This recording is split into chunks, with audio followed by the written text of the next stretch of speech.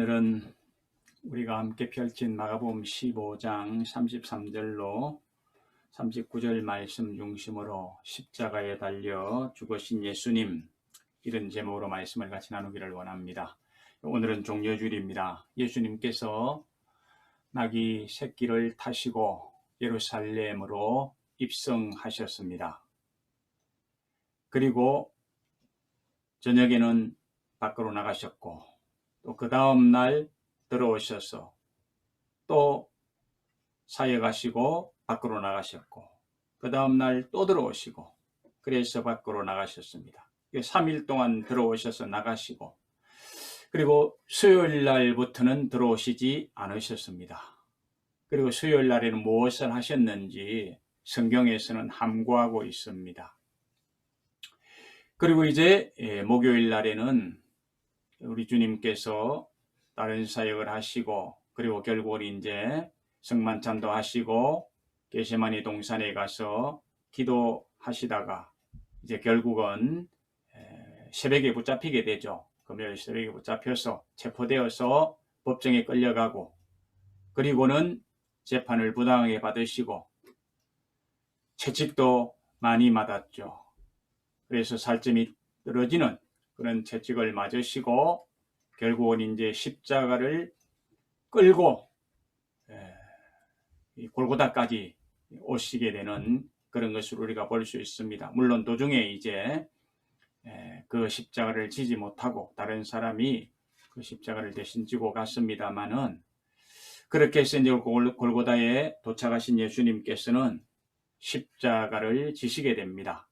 예수님이 십자가에 못 박힌 시간은 금요일 아침 9시였습니다. 성경에서는 유대 시간으로 제3시에 십자가를 지셨다 이렇게 이야기하는데, 우리 시간으로는 오전 9시에 십자가에 달리십니다.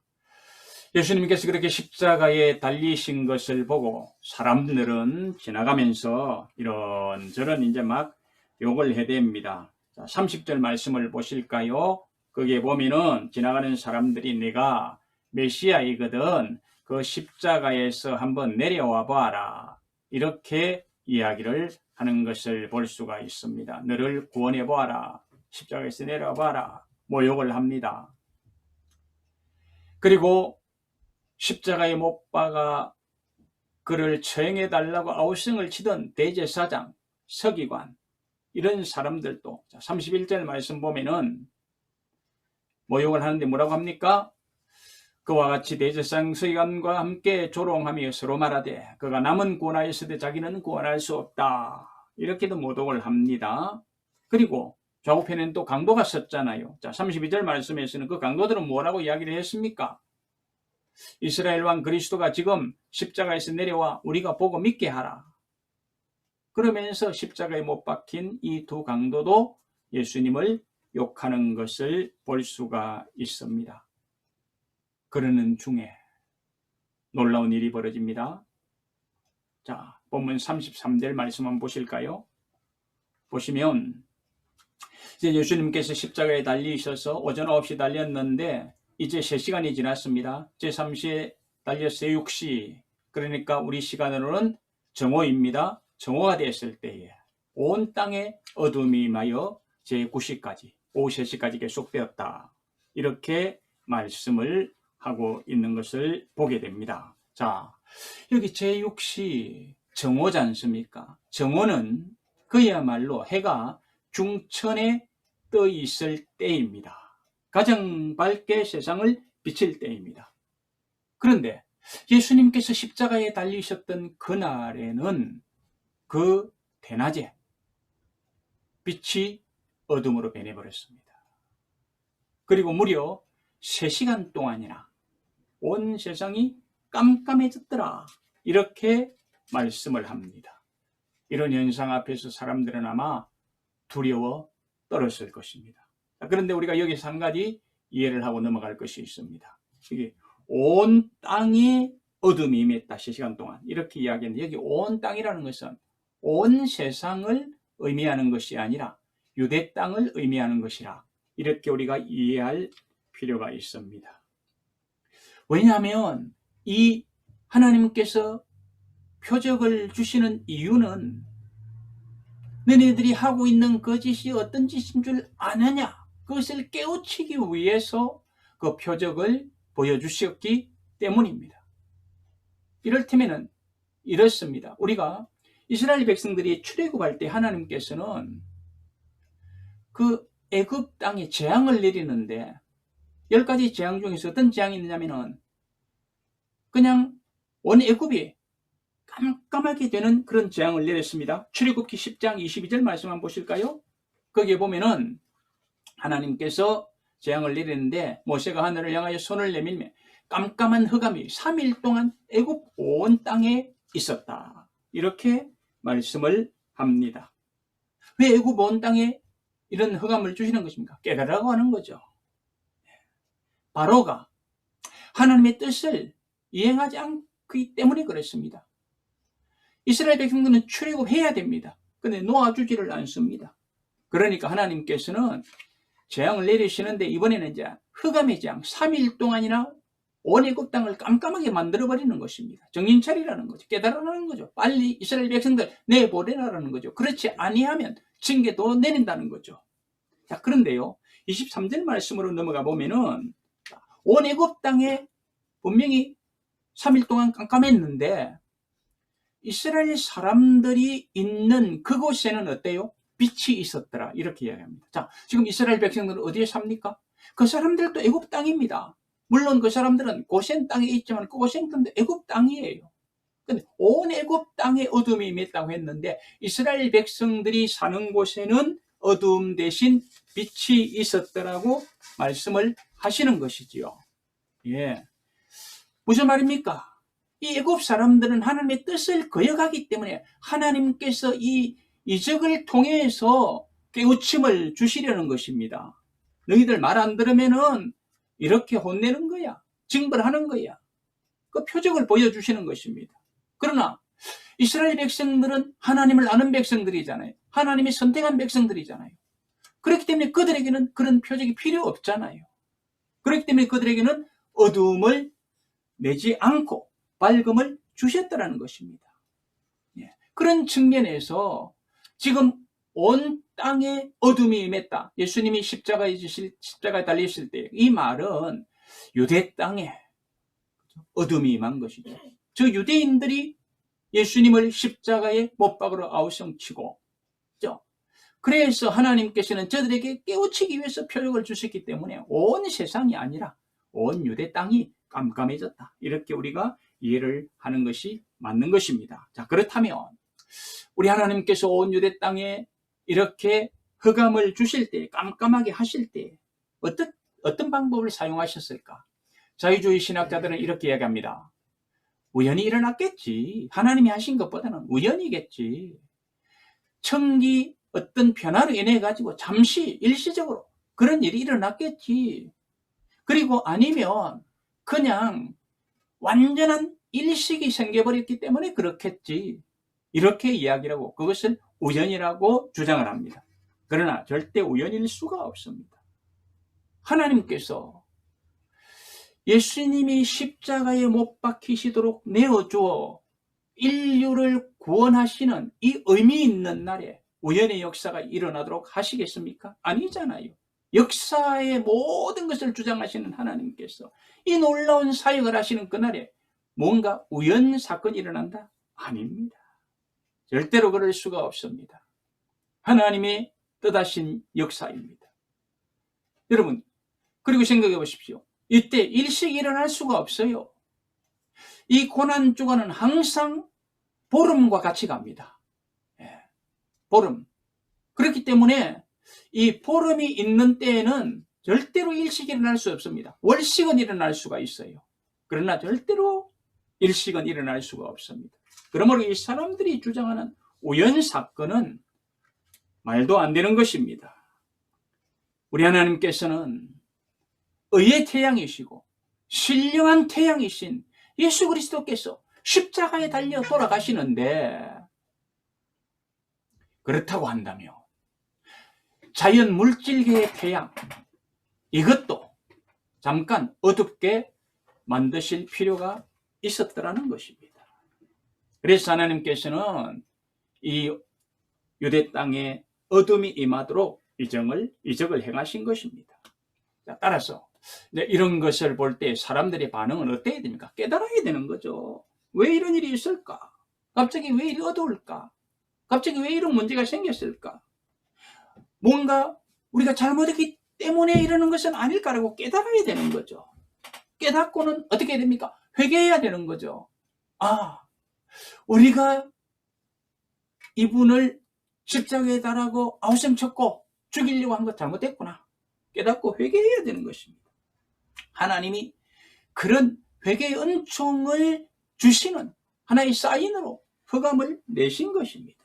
그런데 사람들은 어느 누구도 깨닫지 못합니다. 어느 누구도 회개했다는 말이 없습니다. 무엇을 봅니까? 사람들의 마음이 이처럼 완고하다라는 것입니다. 자, 그런데 이 흑암이 3시간 동안이나 계속되었습니다. 그렇게 이제 3시간 동안 계속되다가 이제 제9시가 되었습니다. 오후 3시죠. 오후 3시가 되었을 때에, 자, 34절 오늘 본문 말씀 보면은 예수님께서 큰 소리를 지르십니다. 뭐라고 말씀하십니까? 엘리 엘리 라마 사박다니, 이렇게 외치십니다. 번역하면 뭐라고요? 나의 하나님 어찌하여 나를 버리셨나이까? 예수님은 십자가를 지시고 7마디 말씀을 하셨습니다. 그래서 이것을 일컬어서 가상 7언이라 7언이라 이렇게 합니다. 가상, 십자가 위에서 7마디 말씀, 가상 7언, 이렇게 말씀을 하십니다. 잠깐 우리 한번 보십시다. 예수님의 가상 7언. 제1언은 무엇이었습니까? 아버지여 저희를 사하여 주옵소서. 제2언은 내가 진실로 내게 이르노니 오늘 내가 나와 함께 낙원에 있으리라. 제3은 여자여 보소서 아들이십니다. 보라 내 어머니라. 제4은 엘리 엘리 라마 사박다니, 우리가 조금 전에 본 말씀이죠. 5은 내가 목마르다. 제6은 다 이루었다. 그리고 마지막 아버지여 내 영혼을 아버지 손에 부탁하나이다.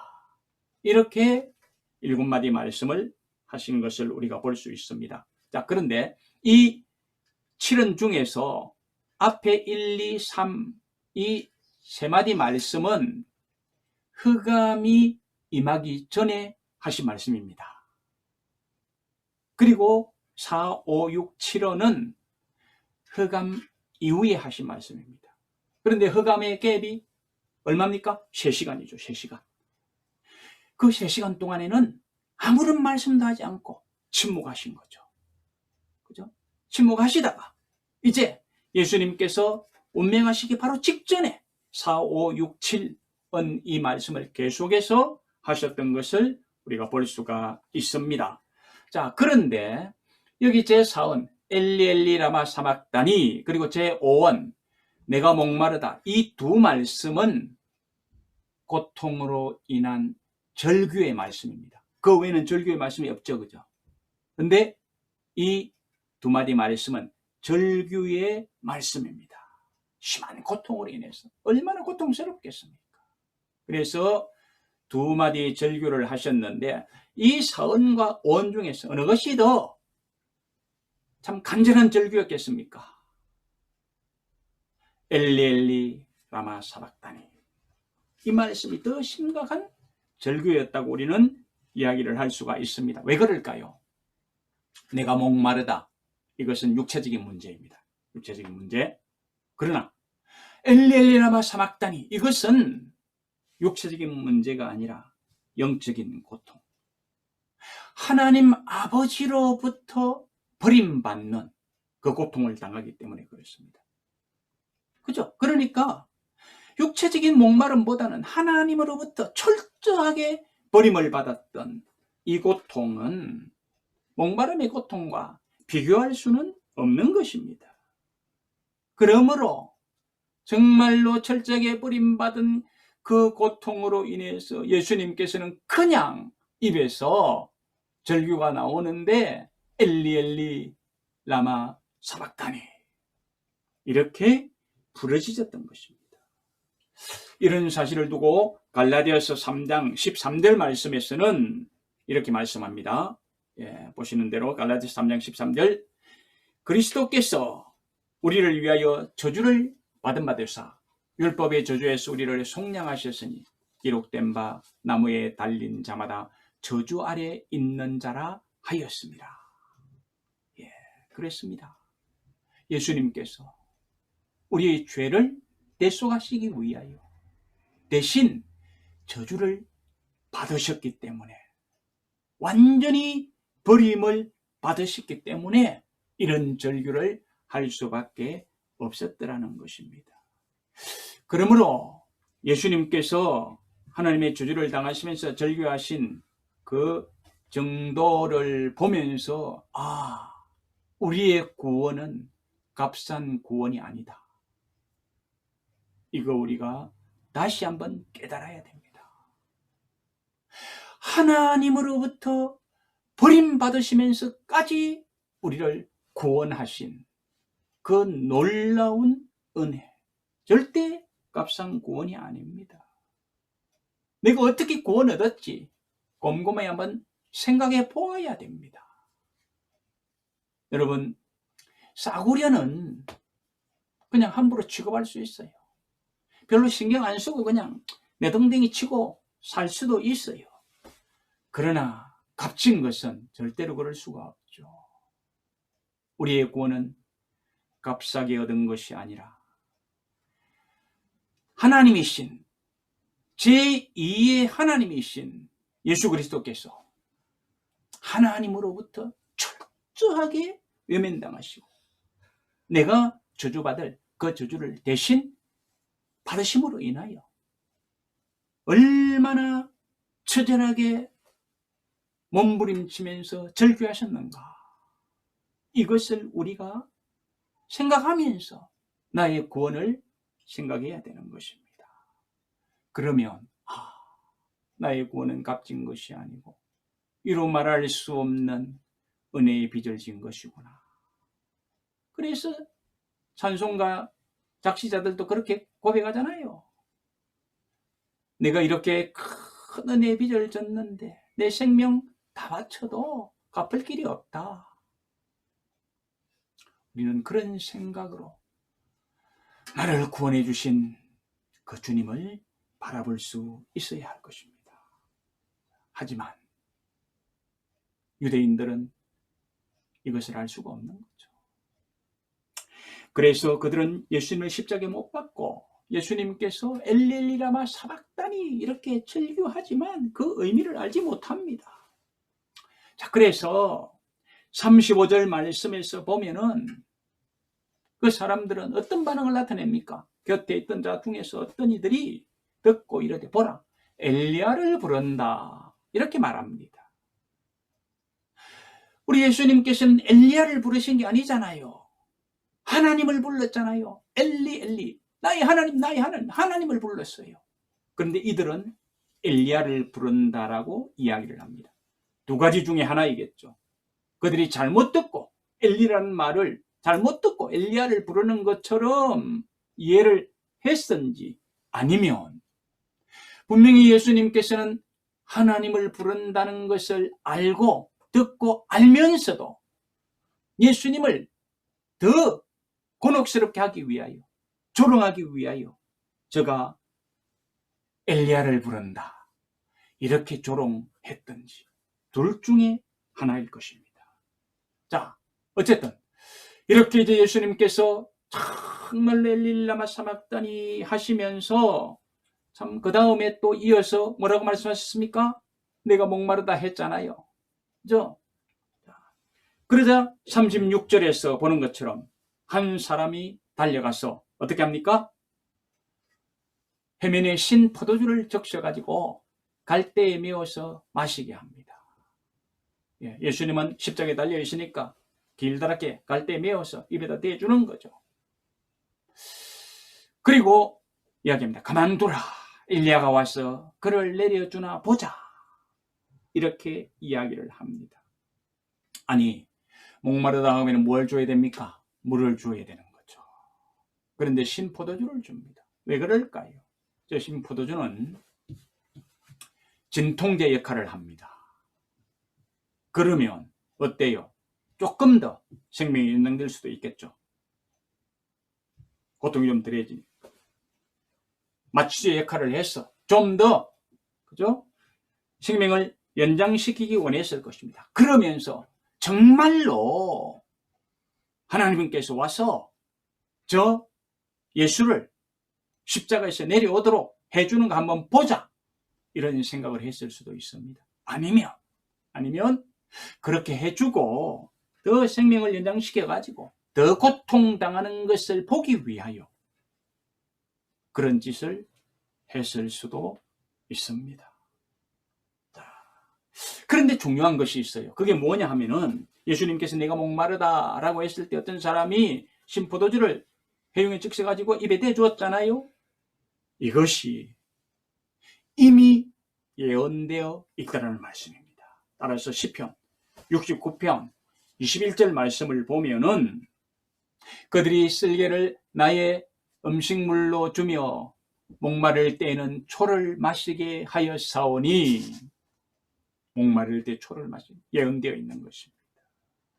신포도주를 예수님 입에 대어준 것은 이 말씀이 성취되도록 하기 위한 것이었습니다. 놀라운 일입니다. 이 사람이 성경에 이런 말씀이 있기 때문에, 이 말씀이 이루어져야 되기 때문에 내가 그러면 신포도주를 예수님이 주어야 되겠다, 그래서 주었겠습니까? 아니잖아요. 그는 정말로 목마르다고 하니까 주었는지 아니면은 더 조롱하기 위해서 주었는지는 모르지만은, 이 사람이 한 일이 결국은 성경에 미리 예언해 놓은 그 말씀이 이루어지게 했더라는 것입니다. 무엇을 봅니까? 하나님의 말씀은, 예언의 말씀은 기필코 성취된다는 것입니다. 그러므로 우리가 살아가는 세상에서 내가 환난을 당하든지 어떤 일을 만나든지 하나님의 말씀을 붙들고 살아가면 인내할 필요가 있는 것입니다. 연단받을 필요가 있는 것입니다. 그러면 하나님께서 약속하신 그 소망을 이루어 주시기 때문입니다. 그러므로 우리는 예수님께서 승리의 선을 하시면서 운명하실 때에 일어난 이 사건, 이것을 우리가 잘 보아두어야 할 것입니다. 자, 그런데 예수님께서 승리의 선을 하시고 운명하셨을 때 어떤 일이 일어나실까요? 38절 말씀에서 봅니다. 성소의 휘장이 찢어집니다. 이에 성소의 휘장이 위로부터 아래까지 찢어져 둘이 되니라. 이 성소의 휘장, 커튼을 말하죠. 성소의 휘장이 왜 있는 것입니까? 자, 출애굽기 26장 33절 말씀 한번 보시기 바랍니다. 거기를 보면은 그 휘장을 갈고리 아래에 늘어뜨린 후에 정고개를 그 휘장 안에 들어 놓으라. 그 휘장이 너희를 위하여 성소와 지성소를 구분하리라. 그렇습니다. 성막, 성전에 들어가며 그 성전에 성소와 지성소가 있는데, 이 두 부분을 차단시키기 위해서 중간에 커튼을 쳐놓는 것입니다. 그리고 그 지성소 안에는 어느 누구도 들어가지 못하게 하는 것입니다. 왜? 거기에는 하나님이 임재해 계시니까. 그러므로 누구든지 그 지성소 안에 들어가면은 죽임을 당하는 것이죠. 단 1년에 대제사장이 한 차례 7월 10일 날 대속죄일 날에 유대인들의 죄를 짊어지고 그 안으로 들어가서 속죄제를 드리는 것은 한 번 허락되어 있는 것입니다. 그 외에는 어느 누구도 들어갈 수가 없습니다. 이렇게 휘장으로 성소와 지성소를 딱 차단해 놓았는데, 예수님께서 십자가를 지시고 운명하실 때 어떤 일이 일어났다고요? 그 휘장이 위에서부터 아래로 쫙 찢어져 버렸다는 것입니다. 놀라운 기적이 일어났습니다. 왜 놀라운 기적일까요? 만약에 사람이 이 휘장을 찢는다면 어떻게 찢어야 돼요? 아래에서 위로 쫙 찢어야 되죠. 이제 예수님이 십자가를 지셨으니까 이 휘장 필요 없어 하고 찢는다면 쫙 찢으면 어때요? 밑에서 아래로, 밑에서 위로 찢어져야 맞습니다. 이 사람이 찢는 거예요. 근데 성경은 뭐라고 말합니까? 위에서 아래로 찢어졌다. 인간이 할 수 있는 방법이 절대로 아닙니다. 그럼 누가 찢었을까요? 하나님께서 찢으신 거죠. 위에 계신 하나님께서 찢으신 거죠. 왜 찢으셨습니까? 이제 필요 없어. 이제 이 휘장, 지성소, 성소 가리지 않아도 돼. 왜? 예수님께서 단번에 제사 드려서 완전하게 제사를 드렸기 때문에 이제는 나에게로 나오는 길이 열린 거야. 하나님이 열어놓으시는 거죠. 그러므로 이제는 누구든지 그 하나님 앞에 나아가서 제사할 수 있도록 해주시는 것입니다. 알았어. 히브리서 10장 19절 말씀.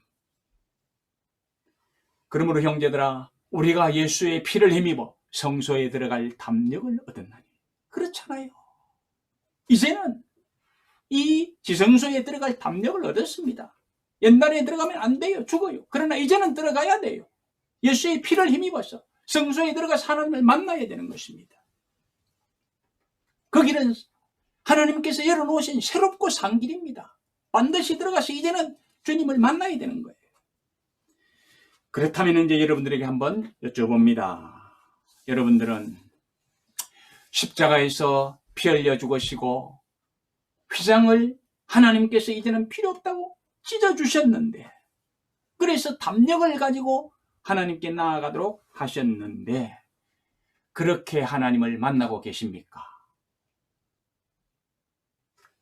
어서 내가 주님을 만날 시간이 와라. 주일이 되라. 예배 시간이 되라.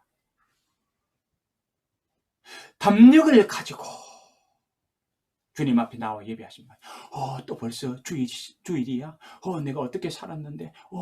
이 시간을 어쩌면 좋지? 여러분들의 자세는 어떤 자세입니까? 주일이여, 또 속히 오라. 내가 하나님 앞에 담대히 나가서 예배하고 하나님께는 영광을 돌려드리고 나는 새로운 은총을 입으리라. 이런 담력이 있습니까? 이런 믿음이 있습니까? 이렇게 준비된 마음이 있습니까? 아니면 벌써 주일인가? 또 예배 드려야 돼? 여러분, 어느 것이 맞습니까?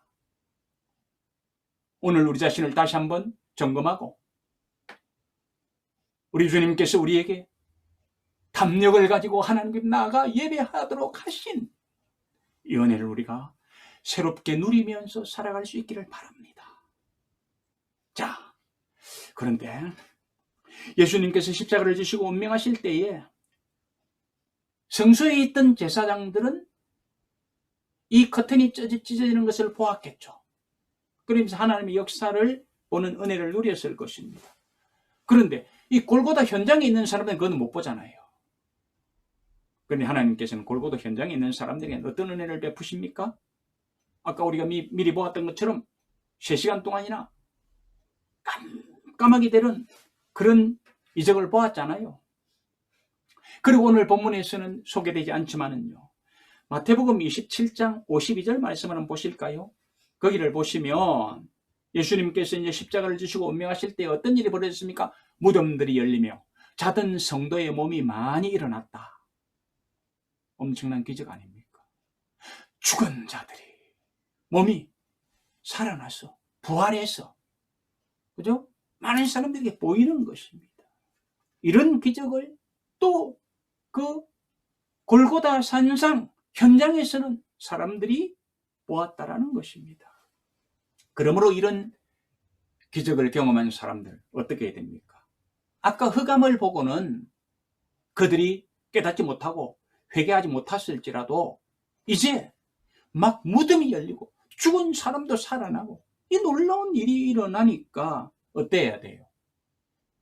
깨닫는 마음이 이제는 있으면 얼마나 좋겠습니까? 그래서 회개하고 하나님 앞에 무릎 꿇으면 얼마나 좋겠습니까? 우리가 하나님의 아들 구주라고 말씀하시던 그분을 십자가에 극악한 죄인으로 몰아서 죽였구나. 하나님 잘못했습니다. 무지해서 그렇습니다. 용서해 주십시오. 이렇게 깨닫고 회개하면 얼마나 좋습니까? 그런데 여전히 사람들은 완고한 마음을 가지고 회개하지 않습니다. 저와 여러분들이 거기에 있었다면 어떻게 했을 것 같습니까? 그런데 한 사람 깨닫는 사람이 있었습니다. 39절 말씀 보시기 바랍니다. 예수님의 곁에 서서 이 모든 이상한 일을 보고 있던 이 백부장이, 예수님을 향하여 있었던 백부장이 그렇게 예수님께서 숨지심을 보고 외칩니다. 이 사람은 진실로 하나님의 아들이었도다. 이 백부장은 유대인이 아닙니다. 로마 군인입니다. 빌라도의 명을 받고 예수님을 처형한 모든 것을 책임지고 이 골고다에 온 사람입니다. 그 사람이 무엇을 봅니까? 사람들이 말하는 것이 틀렸다는 것을 봅니다. 예수님께서 말씀하셨던 것이 참이라는 것을 봅니다. 그래서 이 백부장은 그 사실적인 고백을 합니다. 마음에 깨달은 대로 고백을 합니다. 여러분들은 저 사람을 죄인으로 몰아서 십자가에 처형했지만은 내가 보니 저분은 하나님의 아들입니다. 이런 고백을 하는 것입니다. 자, 여러분, 누가 복된 자입니까? 두말할 여지 없이 백부장이 복된 자 아닙니까? 그는 비록 이방인이었습니다. 그러나 그는 예수님 곁에 있었습니다. 그는 십자가 밑에 있었습니다. 그랬기 까닭에 깨달음을 얻었습니다. 예수님의 십자가. 그 십자가 밑에 있는 사람은 이방인이었지만 깨달음을 얻었습니다. 그래서 우리가 늘 십자가 밑으로 가야 되는 거예요. 가서 새로운 은혜를 덧입어야 되는 거죠. 어느 누구도 예수님에 대해서 구주로 고백하는 자가 없지만은 이 백부장은 고백합니다. 그는 진실로 하나님의 아들이었도다. 이 확신을 가지고 구원의 길을 걷기를 시작하는 것입니다. 저는 이제까지 예수님께서 십자가에 달려 죽으신 그 사실에 대해서 말씀을 정리해 드렸습니다. 성경은 너무나도 분명하게 예수님께서 십자가에 달려서 죄를 대속하신 사건을 말씀해 줍니다. 시간도 정확합니다. 장소도 정확합니다. 당시의 상황을도 너무 생생하게 말씀해 주고 있습니다. 그리고 증인도 있습니다. 백부장의 증인. 그 다음에 우리가 못 보지만은 거기에 또 믿는 사람들, 따르던 사람들도 많이 있었잖아요. 그 사람들이 나중에 증거하잖아요. 그리고 사도 요한도 증거합니다. 요한복음 읽어보면. 그러나 오늘 본문하고 연결되지 않기 때문에 제가 거기까지는 나가지 않았습니다. 어쨌든 시간, 장소, 당시의 상황, 증인들 이런 것이 예수님께서는 십자가를 지시고 대속의 죽음을 죽으셨다는 것을 분명하게 말씀해 주고 있습니다. 그러므로 우리는 이 사실을 그대로 받아들여야 됩니다. 만약에 이렇게 이야기해 주는 것이 사실이 아니었고 거짓이라고 하였다면 어떻게 되겠습니까? 이내 들통이 났을 것이고 더 이상 예수님에 대한 이야기는 전해지지 못했을 것입니다. 그러나 이 사건이 언제 일어났습니까? 2000년 전에 일어났습니다. 2000년 전에. 2000년 전에 일어났는데 여전히 이것은 파워풀하게 증거되고 있습니다. 2000년 전에 일어난 이 사건 때문에 어떤 사람들은 그때도 목숨을 걸었고 지금도 목숨을 겁니다. 지금도 여전히 많은 순교자들이 나오는 것을 우리가 볼 수가 있습니다. 왜 그랬습니까? 사실이기 때문입니다. 진리이기 때문에 그렇습니다. 그 하나님이 살아계시기 때문에 그렇습니다. 그리고 그 하나님이 말씀하신 그대로 모든 역사의 결과를 주실 것이기 때문에 그렇습니다. 결론입니다. 오늘 우리는 종료주일을 지킵니다. 그리고 이 한 주간 고난주간이 계속됩니다. 따라서 이 고난주간에 주님이 나를 위하여 십자가를 지신 그 사실을 우리가 깊이 생각하면서 한 주간을 보냈으면 좋겠습니다. 주님이 나를 얼마나 사랑하셨으면 그렇게 하셨을까? 주님이 나를 얼마나 불쌍히 여겼었으면 그렇게 하셨을까? 주님이 나에게 얼마나 구원을 주시기를 원하셨으면 당신은 저주를 받으시고 철저하게 하나님의 버리심을 받으시면서 이 구원 역사를 이루어 주셨을까? 그거 생각하시면서 살아가시기를 바랍니다. 그럴 때에 하나님의 은혜가 내 마음에 임할 것입니다. 그리고 그 은혜에 의지해서 내 삶은 또 하나님께 감사하고 찬송하는 그런 삶을 살아갈 수 있을 것입니다. 우리가 하나님의 은혜에 거하고 하나님의 영광 안에 산다는 건 쉽지 않습니다. 왜냐하면 내 육신이 자꾸 살아있기 때문에 그렇습니다.